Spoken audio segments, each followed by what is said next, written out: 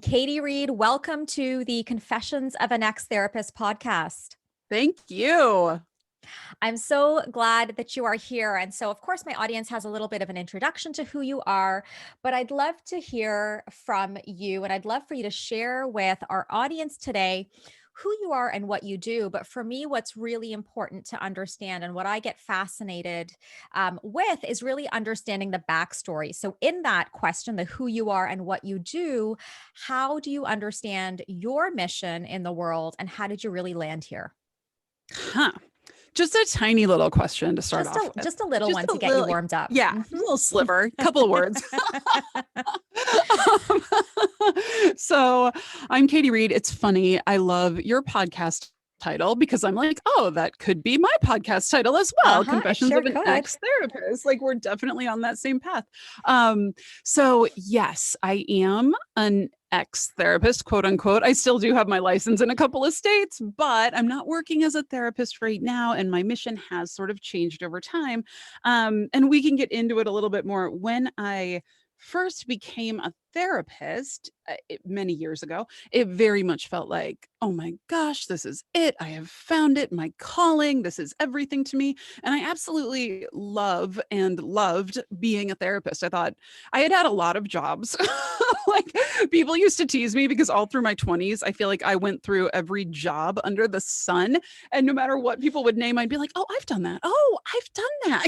Like it was ridiculous. You've and got quite the resume. Right, exactly. Sure. Exactly. And then becoming a therapist felt like, oh, this is it. This is what it's meant to be. And for many years, it absolutely felt that way. And then as life happens and life circumstances change, and I found myself burning out, and I found myself in a situation where I couldn't just run a regular old private practice the way I had in the past, and I couldn't be a full-time agency director the way I had in the past, and I needed to sort of recreate myself and what I was doing, but hopefully in a way that still felt meaningful. And interestingly, I started off just offering marketing support for other therapists.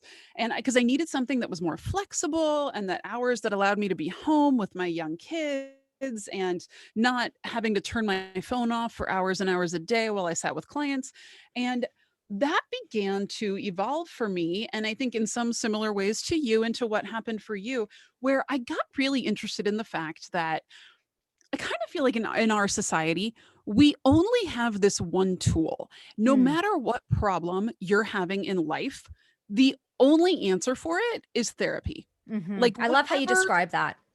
Yeah. And I started feeling like there are so many people out there who have non-clinical issues. They don't have a quote unquote mental health issue, but they are going through a rough patch with their spouse, or they're not quite feeling self-actualized. Like they know that they want more out of life. They know that they want to do something different, or they just want to build better relationships with various people, or there could be any number of needs that are truly not clinical needs. Like I would not look at this person and be like, let me take out my DSM and find a diagnosis for you.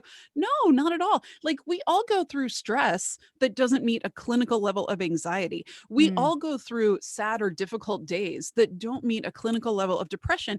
And there's not right now a good other hammer for this nail other than therapy. And so I found myself getting really, really interested in, for the first time, the world of coaching. And I will fully admit that as a therapist, I had the sort of hoity-toity, coaches are just wannabe therapists view on life, where I was like, they should just go to school and become therapists. What are they doing with this whole coaching thing, And then I started working with some coaches myself and being really fascinated with the different ways that coaches were able to work that were a little more fluid, a little more creative, that really could touch on various parts of a person's life that maybe therapy wasn't going to be so equipped to touch on, or just that could reach people who would never go to therapy for whatever reason. Either they knew it wasn't a clinical problem, or maybe they had grown up in a place that stigmatized therapy. We all know that still exists in a lot of areas. And so I got really interested in this. And over time, what evolved for me was this feeling like there has to to be a middle ground because there's a lot of coaches out there. You can wake up tomorrow and declare yourself a life coach and put up a website and start accepting clients with literally not one day of training. You don't need a certification. You don't need anything. And Right. that's a little scary to me Mhm. Mhm. because the lay public, they don't know. It's not their Right. job to know like what sort of education or certifications you've gotten. Like they don't know. And Right. so anybody and everybody can call themselves a coach. And then on the other hand, you have the extremely highly controlled mental health world where everything you do is highly controlled and is, Yes. you've gone through years and years and years of school. And again, you maybe have too much education to help the person in front of you who's just saying like, oh, can you just help me figure out like what I should do next for my job? Or it just has Right. a need like that that's not so deeply clinical. And so I felt like there has to be this middle ground, and there has to be a way for people who are therapists and who, like me and like you, are interested in coaching and are interested in bringing a much higher level of education to the world of coaching.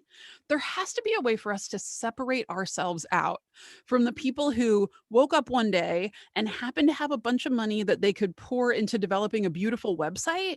And so, Mm. therefore, they're starting to get clients right away, but they actually have no education or training behind that. And so Mhm. the clients don't realize necessarily that they might not be getting the highest possible level of coach. And what started evolving for me was this idea of a Clini-Coach, a clinically Mhm. trained coach, consultant, or course creator, so that clients could understand, wow, I'm getting this course or I'm getting this person who's actually clinically trained, who's actually a mental health professional, and they're offering me coaching. And it's a different service. It's not therapy in disguise. Our clinic Right. coaches, we are very clear about when somebody comes to you for coaching and they actually have a mental health need, we immediately refer them. We say, you know what you're actually struggling with is this, and I'm going to help you find a therapist in your area because you actually really should get therapy for that. And maybe when that therapy is done, or maybe concurrently, we can work on these different issues you want to talk about, but let's do the therapy first. And having that, I feel like, gives people the best possible outcomes, and you're getting the best possible professionals behind you. And so right now, that's what I do. I created a certification program for clinic coaches. It has just launched very recently, which we're super excited about. And we are rolling along. We've got about 55 people in the program already, having Mhm. just launched recently. And these folks are trained, licensed mental health professionals who are now also adding coaching and course creation into the work that they're doing, and having that higher level of care for any client that seems appropriate for the kind of work and the kind of niche that they serve. I love this. I love this. And as I'm listening to you, and I knew you would answer that question so thoroughly, as you did, Katie, as you always do. We've had the opportunity to work together. So I have an understanding of what your mission in this world is. And I think it's super powerful.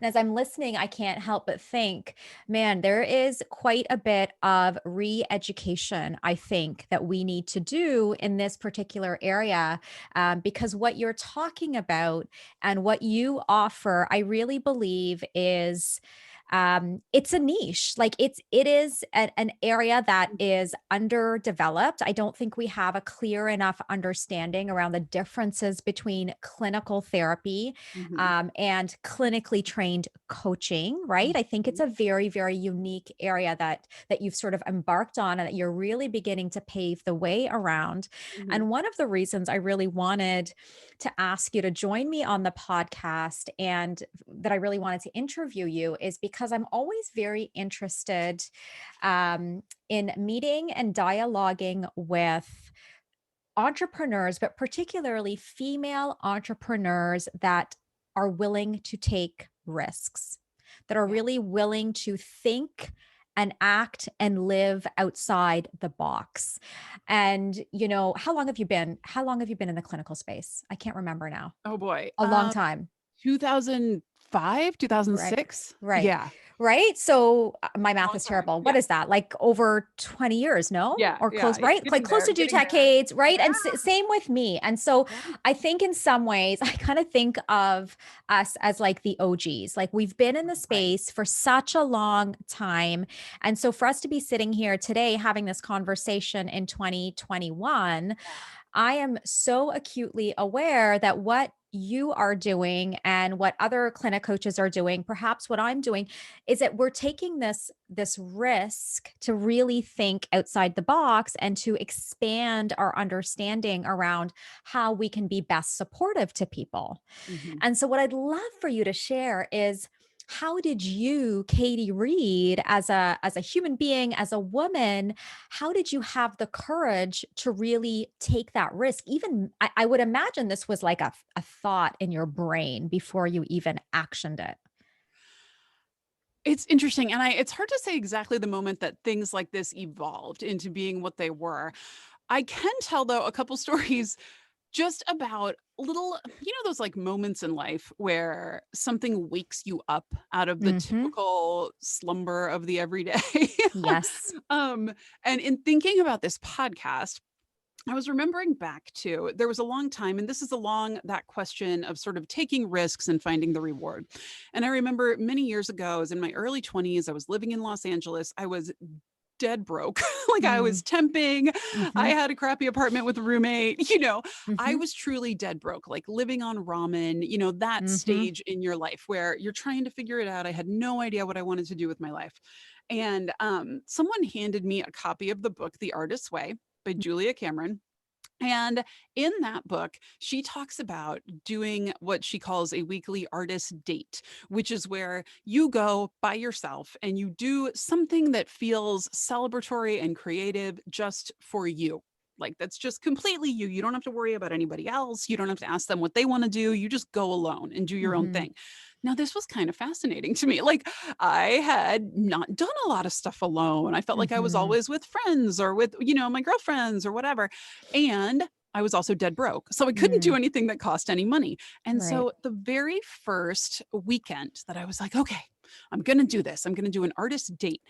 I took out, this is, the times before we all had maps on our phone. I took out Yes. my Thomas guide, which is this big giant map of Los Angeles in like, it Uh-huh. looks like an encyclopedia when you pick it up. It's so crazy. And I basically found on the map this lake that was outside of the city. I don't know, maybe like an hour away or something from where I lived. And I thought, oh, I never get out of the city. And you're kind of in the crunch of the city all the time. I thought I will drive out to this lake and I will just spend an afternoon like sitting by a pretty lake, writing in my journal, being out in nature. I haven't done that in so long. Like, that'll be great. So I get in my car, I start driving, and very quickly the city falls away. And I'm like singing to the radio and I'm feeling Mm. happy because I'm like seeing greenery and trees and it's all very pretty. And I finally see the exit for this lake and I pull over and I'm feeling really happy. Like I'm feeling so good that I Mhm. decided to do this. Just that drive in itself was refreshing and I'm just so happy about it. And I pull up to the lake and I realize you have to pay for parking at Mm. this lake. And the parking toll is $6. And my heart just sinks because Mm. again, I'm broke. I'm like Mhm. ramen noodle level Right. broke. Mhm. And I look in my wallet and I literally have a 5 and a 1 in my wallet. And that's all the money I have until my next temp job paycheck comes in. That's all I have. And I sit outside this lake and now I'm furious. Mm. I'm upset. I'm disappointed. I'm like, whatever happened to do what you love and the money will follow? Like, how can Mm. this happen? How can I be sitting here with $6 left to my name? And that's how much they want to charge me just to park my car here. There was no place else to park. It wasn't like you could just sneak off to a free spot somewhere. And so I sat there for probably, gosh, half an hour or so, Mhm. just truly debate, like not knowing what to do. Like I so wanted to have this nice little day that I had planned in my head, didn't know what to do. I finally, the whole time I'm debating and I'm kind of like arguing in my head with how horribly sad and terrible my life is and poor me and all of those things.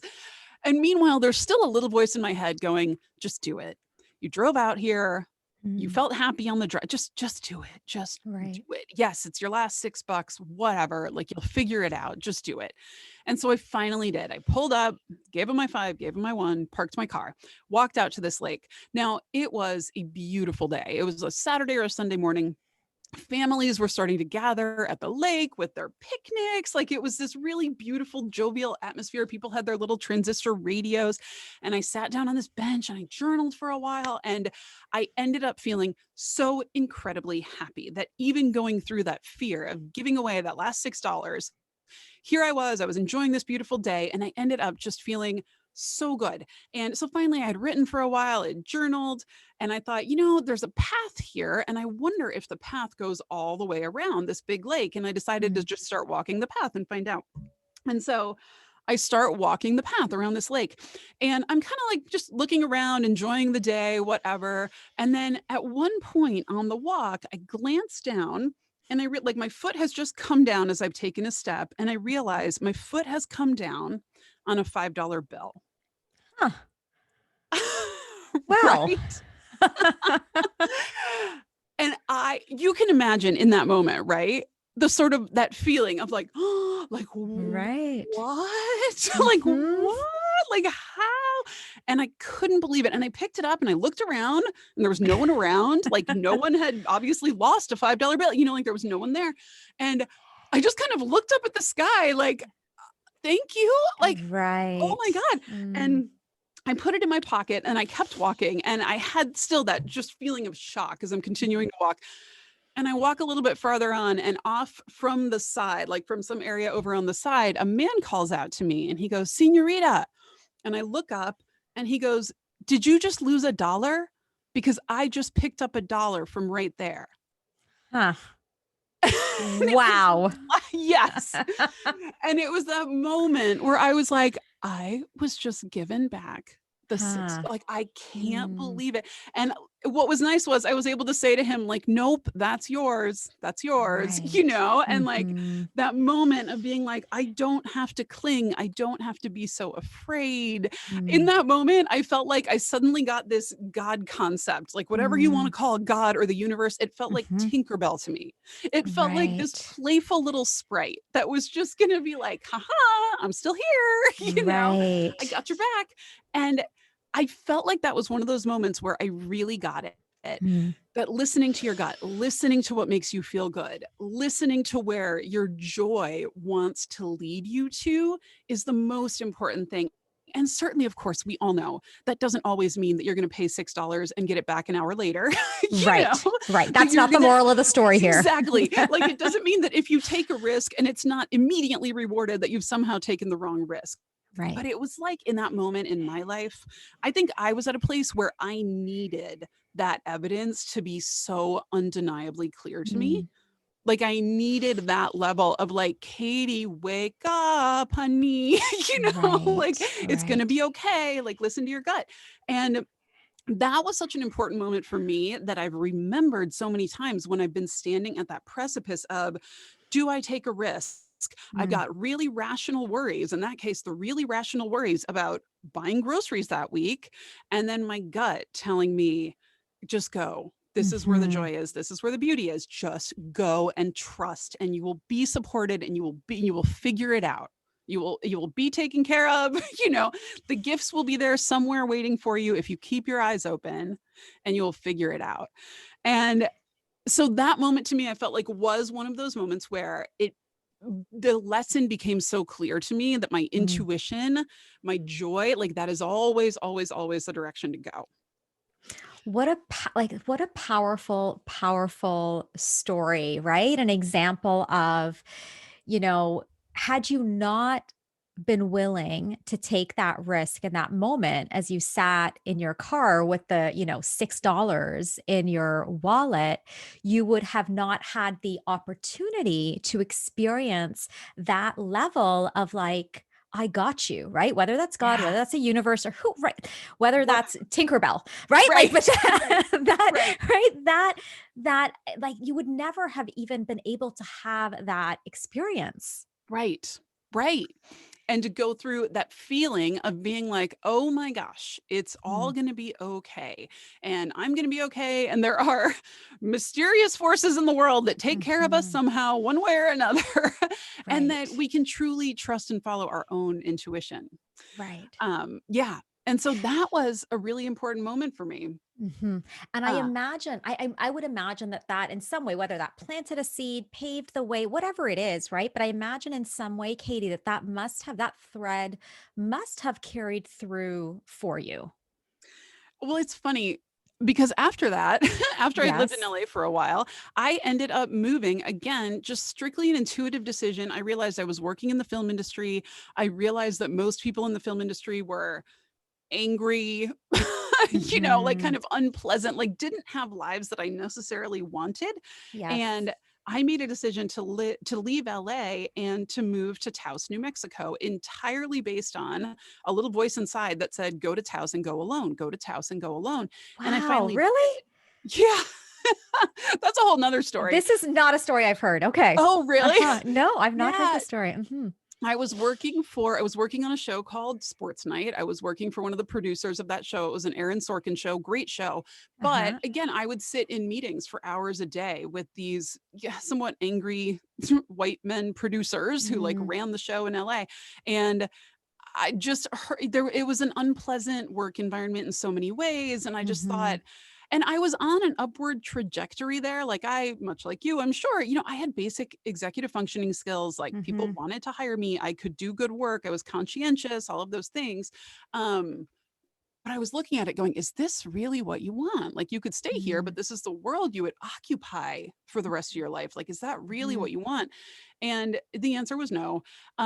In some ways, it was good that my boss at the time was a really unpleasant man because I felt like that got me out of the industry much more quickly than if I had had like a pretty decent person I was working for. Mhm. um, and so for a long time, this little voice inside kept saying, go to Taos and go alone. And I didn't know anything about Taos other than Julia Cameron, who wrote The Artist's Way, lived there and wrote about it.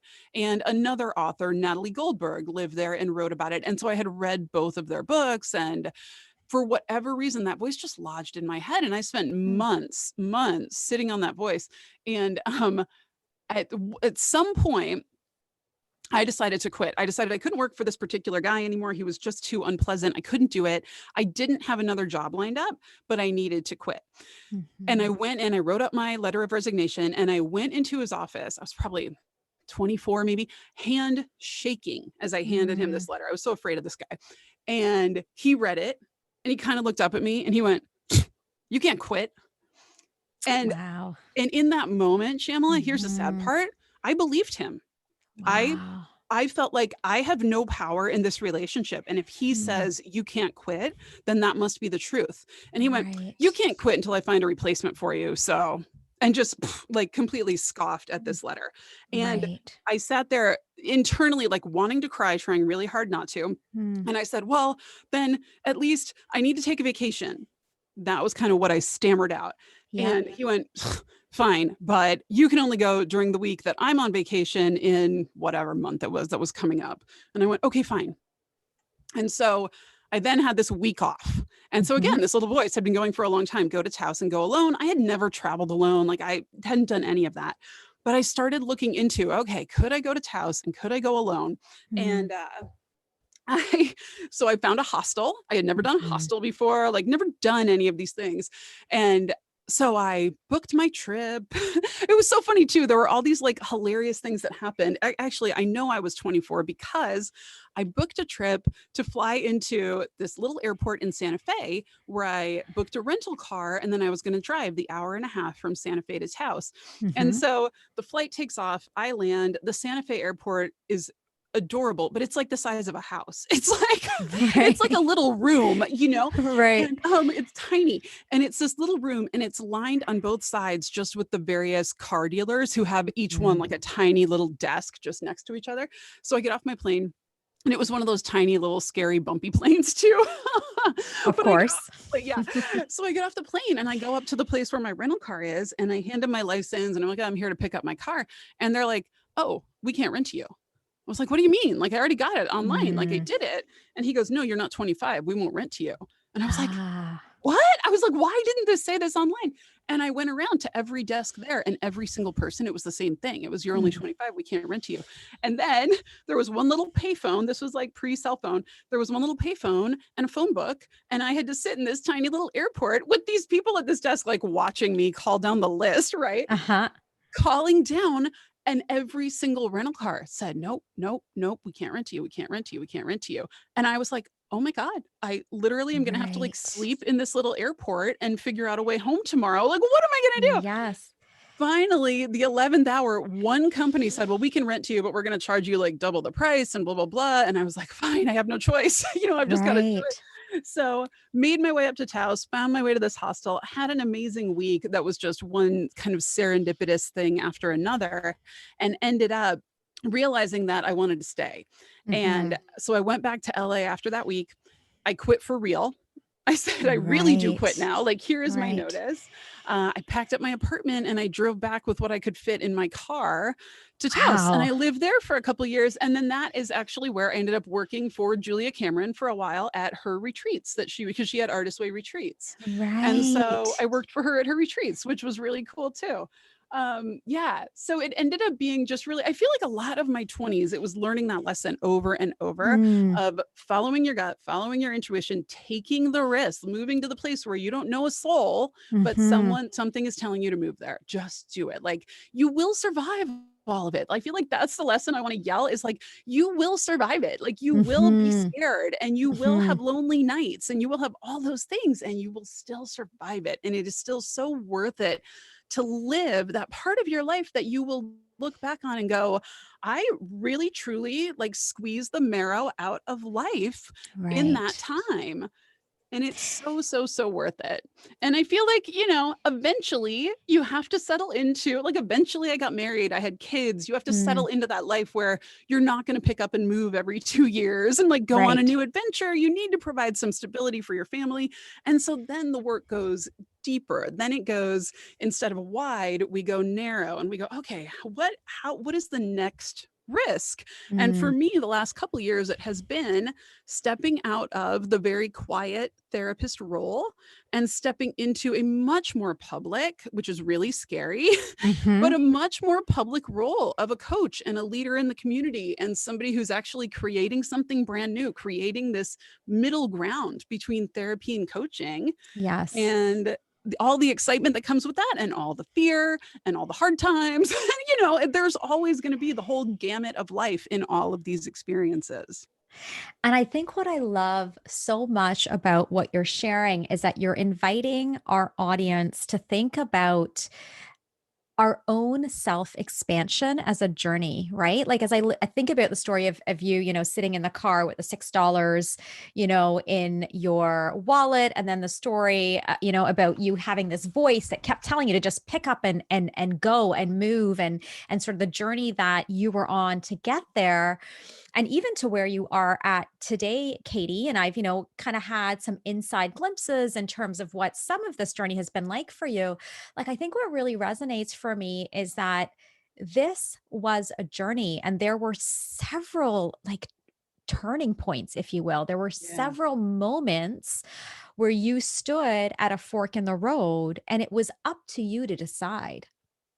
Yeah. Right? Like, it wasn't just one. Like, sometimes I think we can get it twisted and kind of go, well, yeah, there was this one turning point in my life, or there was this Right. one, right? But there never really is, Right. right? Like, if you're actually open to, embracing that intuition, embracing that creativity, you're actually open to kind of hearing that longing that's deep within, I think, all of our hearts, is that there are so many forks in the road where Yeah. we get to decide.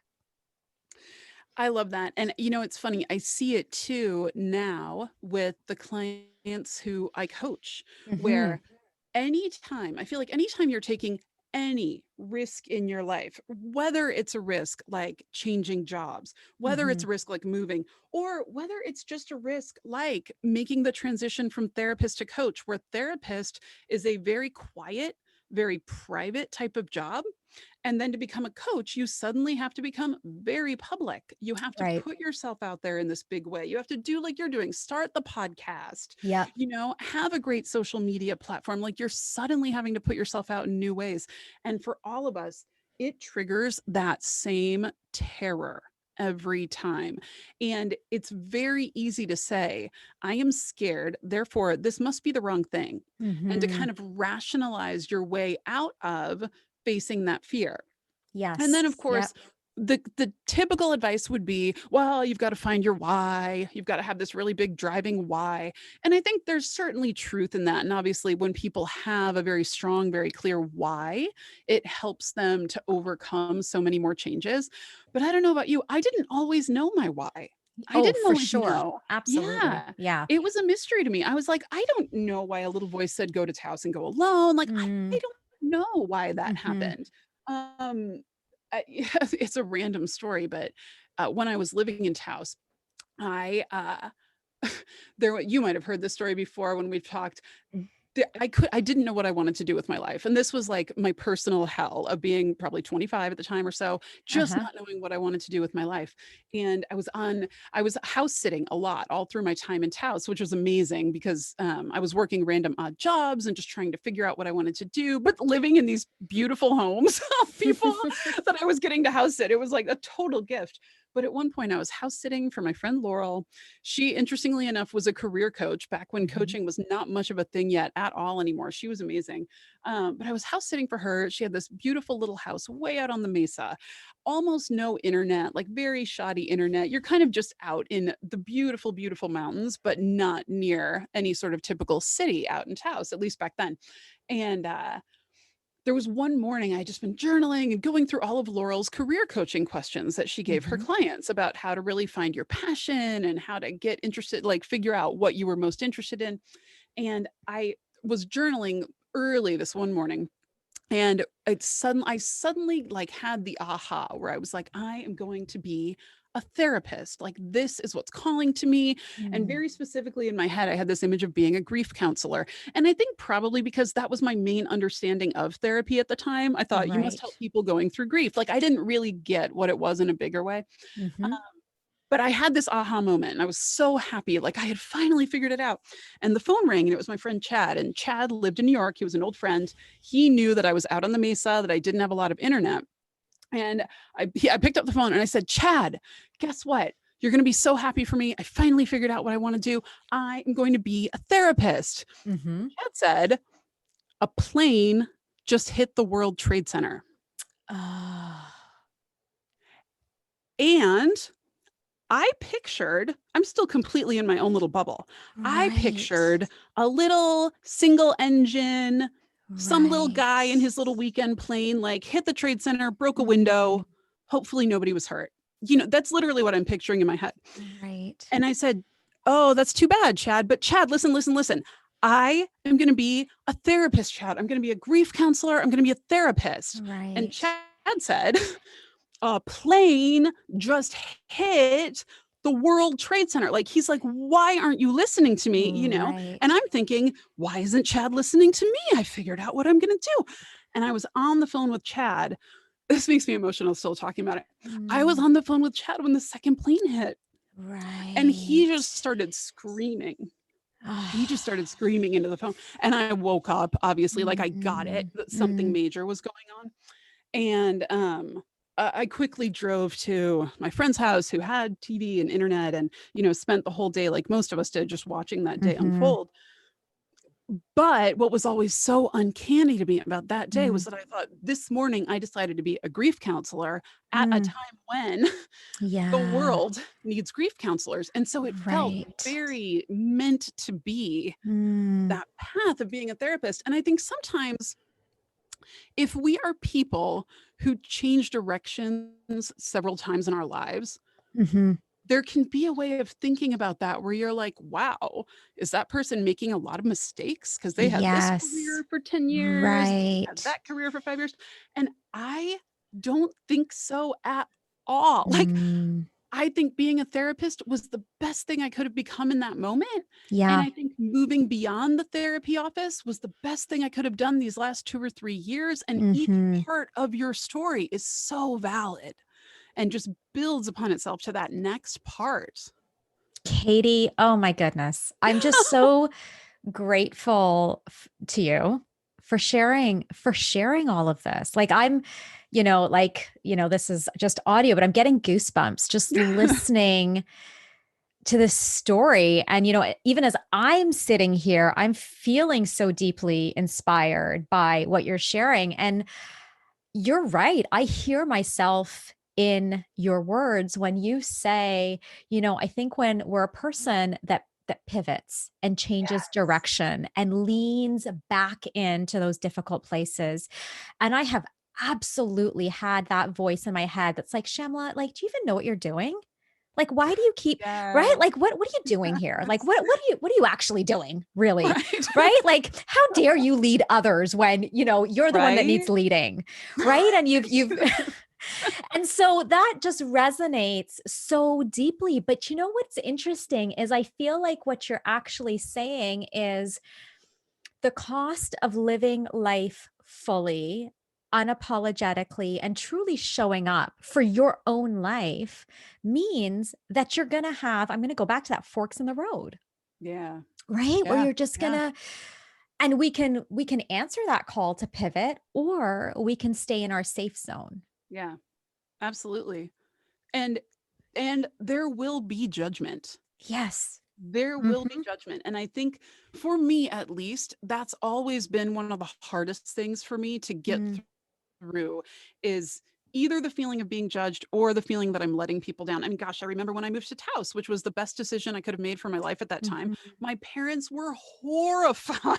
And, Mm. I was still in my early 20s. Like I was still at a stage in my life where that was super impactful to me that they were Yeah. horrified. Right. Like their daughter had gone from being able to come home every day with a new celebrity story from work to Mhm. like moving to some little town in the mountains they had never heard of. Like, what were they going Right. to tell people? Like this Right. was horrifying.